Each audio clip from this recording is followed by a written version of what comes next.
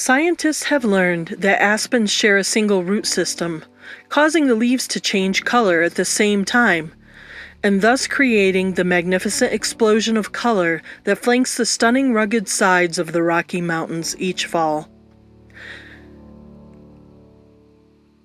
Some years are better than others, but this is the finest display of color I have seen in Colorado in my years of making the fall pilgrimage to join the huddled masses of photographers enduring cold mornings in hopes of bringing home an iconic shot.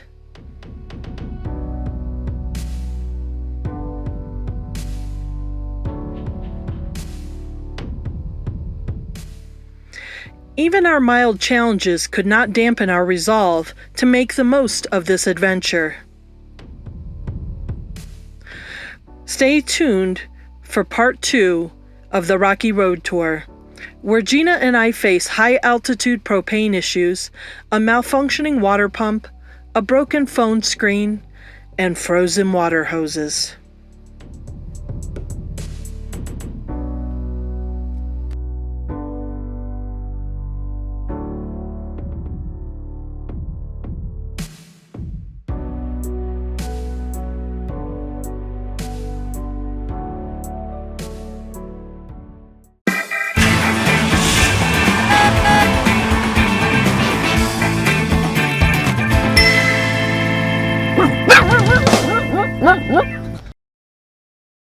Well, here we are again. We're in Colorado enjoying beautiful weather. It's a mix of blue sky and puffy white clouds today. Started off with fog that burned off around lunchtime, actually. It took most of the morning for the fog to burn off. Beautiful snow on the mountaintops and lots of fun. The foliage has just absolutely been amazing. It's epic. It really is.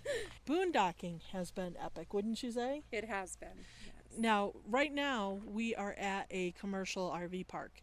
Gina's had a little problem with her water pump, and we've had to make some adjustments, one of which is getting some city water so Gina can have a shower.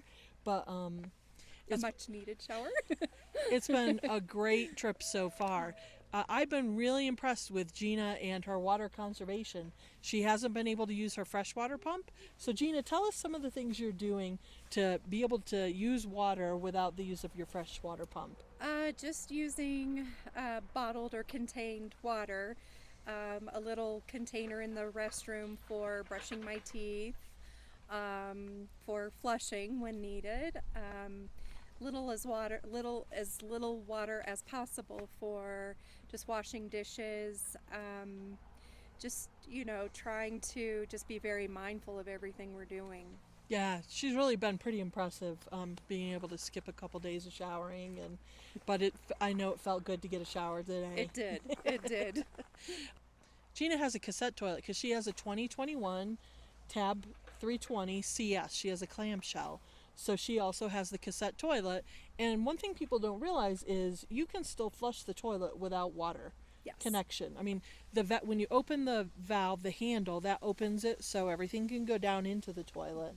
But if you need to add water, which you should try to add water to your cassette toilet. You can use bottled water, and that's a really good trick if you've already winterized as well. Yeah. Or if you're trying to conserve water for maybe showers or dishwashing. We filled containers before we headed up to Boondock, just so we knew we would have extra bottled water. So those filled containers came in very handy. Mm-hmm. The other thing we were sort of wondering how it would go was our power usage and our batteries with boondocking. And we both have the factory solar installed, and I also have a portable Renogy panel. In my tab, I have two 105 Lion Energy lithium batteries. And Gina, what do you have? I have the 2 AGMs. So 2 6-volt Yes. golf cart batteries. Yes. And that gives us both a fair amount of power. Now, we have the two-way fridges, both in the clamshell and over in my tab, and we haven't had any problem with solar keeping up. No, the panel that was installed at the factory is doing a very nice job. Been kind of watching the setting on the fridge. We've had some very, very cold nights, so I've turned the fridge off at night and back on in the morning, and no problems at all. Yeah, I haven't even turned the fridge off. Yeah. And I think the lowest my batteries got was around 88%. Okay. Um, and I would say mine has recharged to 100% every day that we boondocked, Yeah. which is pretty impressive. I've been using Lucy lights, the string lights, charging them during the day and then stringing them on the inside at night. It's makes for a very nice ambiance inside the camper. And Yeah, it's a great way to save your battery too, especially if you don't have a bigger battery bank like we do. Yeah. I actually use my lights pretty liberally. Mm-hmm. The one night we went to bed fairly early because it was too cold and windy to sit outside. It was really windy, and we both went in around 7, right as the sun Yes. was setting, and it was so I used my lights for a couple hours, Mm-hmm. and I've been recharging battery banks and cell phones all from the house batteries in my tab, and I've had plenty with the 200 amp hours. Yeah. Really, really impressed with the batteries and with the solar. Yeah. Yeah. Gina, it was your first time boondocking ever, right? We have camped without hookups, but I don't really consider that. This is real boondocking. Where your dispersed campsites. Dispersed campsites, out in the wilderness, the beauty of the mountains. Truly, left to be resourceful with managing what you have, and it's just been epic and beautiful. And Jen asked me when we were pulling up to the area, we made a stop, and she said, "Now we can get a campground if you would like." And I said, "Oh, heck no." I said, "I wouldn't miss this for the world." Yeah. Yeah, so I that's actually the second time I stayed at that particular campsite, and I found the site on a website called campendium.com. I know they have an iPhone app, but I always use the website. And I have found great dispersed camping sites through Campendium. There are other apps you can use to find them. The key is you don't want to create a new dispersed campsite. You want to look for one that's been previously used. It'll have an established fire ring, typically. And you should also be aware when you're boondocking of what the fire restrictions are. When we were boondocking, there were stage 1 fire restrictions. Yes. We did not use a campfire, and it was pretty windy. Even if there hadn't been fire restrictions, we wouldn't have started a fire. Right. Because of that. When we came through central Colorado, we hit around the Silverthorne area. There was a lot of smoke from a new fire. Yeah. So even though it's wet, there are fires burning.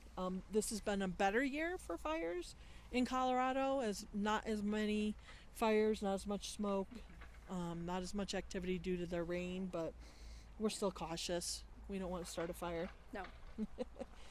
Was it scary for you to boondock? No. The only thing that was a little strange, I forgot to turn my propane on one night to run the Aldi. And so I did go out in the dark, and it was just a little weird. It was very, very dark. Yes. But it's you get used to it, and no, it was absolutely amazing. How'd you sleep? Very well, like a baby. Yeah. So quiet. So quiet. You just and sleep. It's really, really a Yeah. great way to get a good night's sleep. the sound of the wind, and maybe elk in the distance, or coyotes. Good morning from Crested Butte.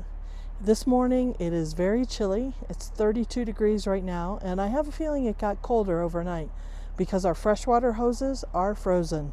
We decided to stay at the Crested Butte RV Resort because Gina's been having problems with her freshwater pump, and a couple days of a fresh shower would feel good. So we've been camping out here, and it's really done a good job meeting our needs. But this morning we woke up and our freshwater hoses were frozen. Thankfully, my freshwater tank is not frozen. I was able to switch the valves to the dry camp mode and pull water from the freshwater tank with my pump. So I think everything will be fine on the tab, and we just need to wait for our hoses to thaw before we disconnect.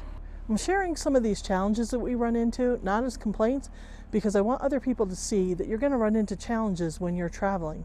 And the key is to just roll with the punches, problem solve, and make the most of what you have. So we are hitched up to our campers. I'm ready to pull out, but we wanted to stop and do a quick video. Are you ready to boondock again, Gina? I am ready.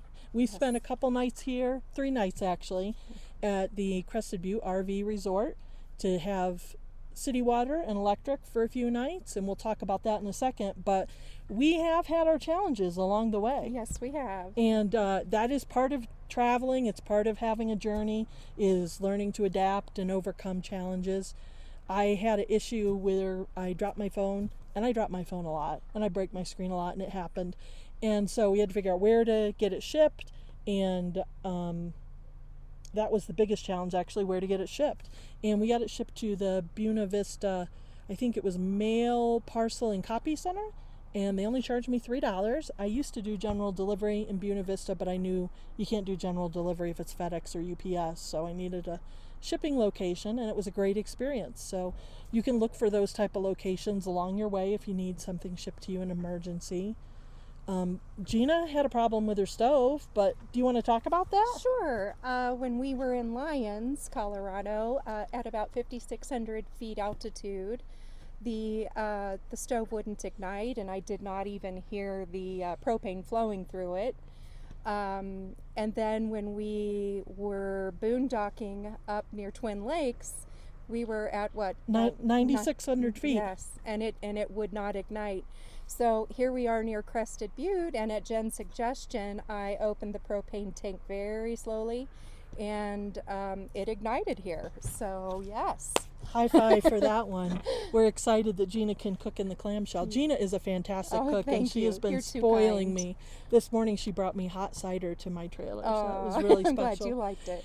And then the last one is the water pump. The reason we're here at this commercial campground is because Gina needed a shower after 4 nights of not showering.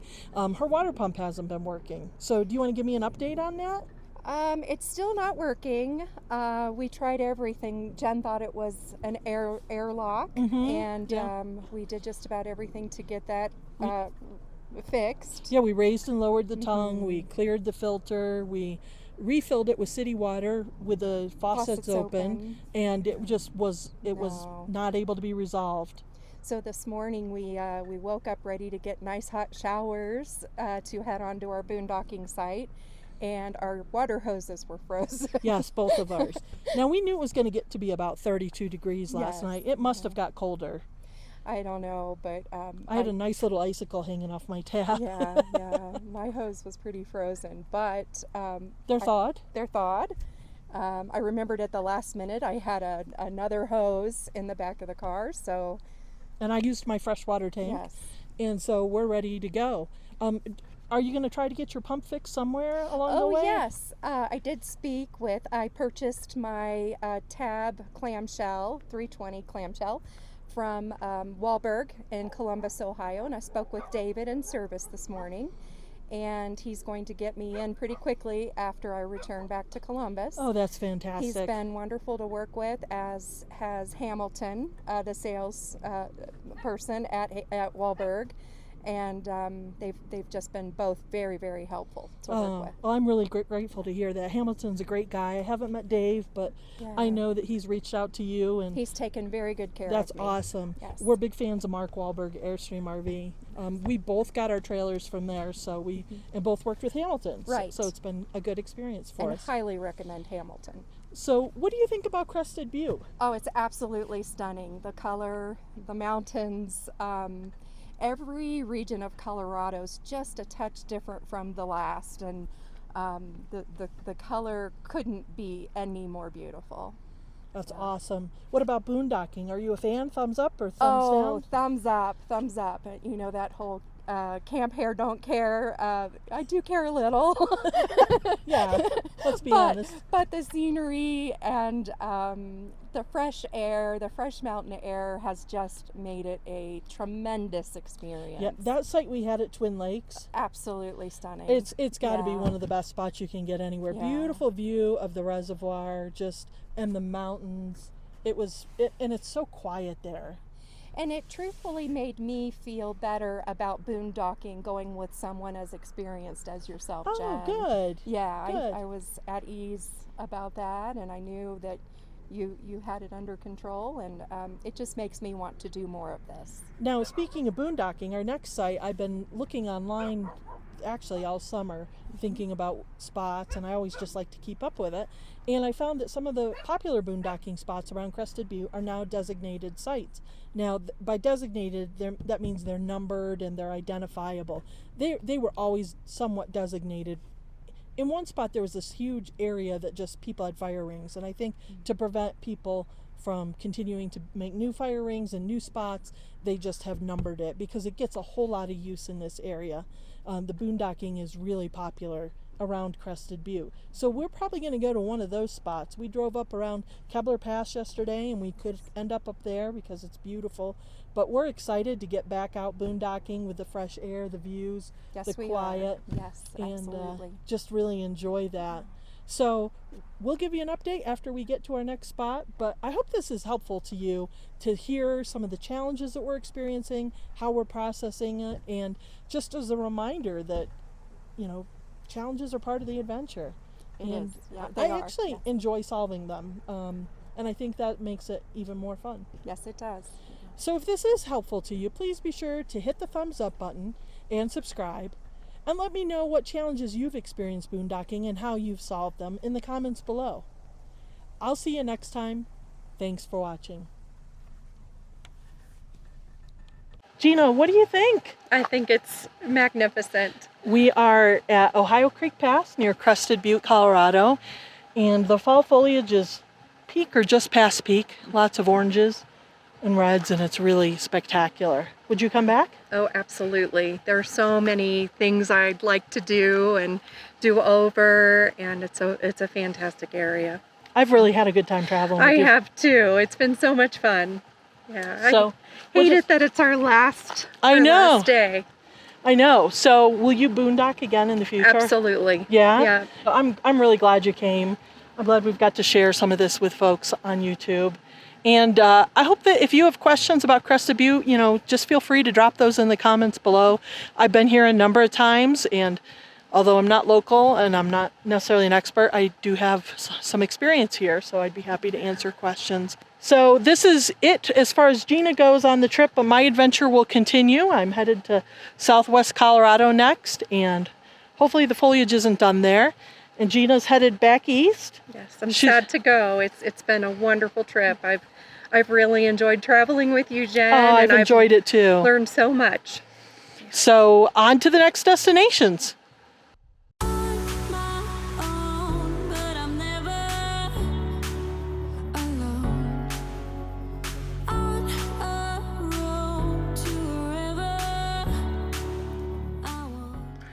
I really enjoyed my time with Gina, and it was bittersweet to part ways as we both had more adventures ahead of us. Holding on to a feeling so strong.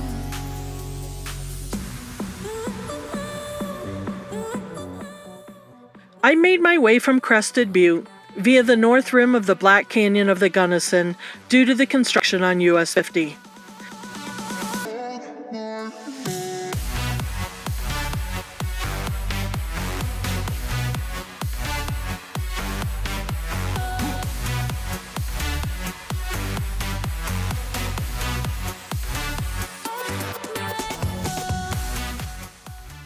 The enjoyment of this drive was off the charts, thanks to some amazing clouds and distant snow falling on the San Juan Mountains.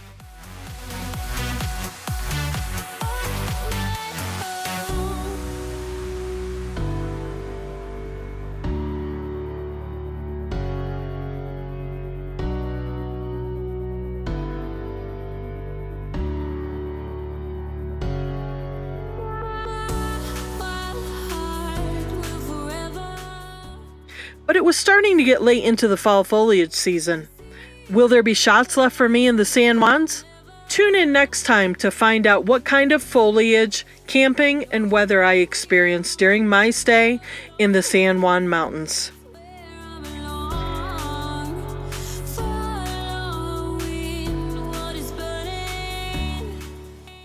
Thanks for watching.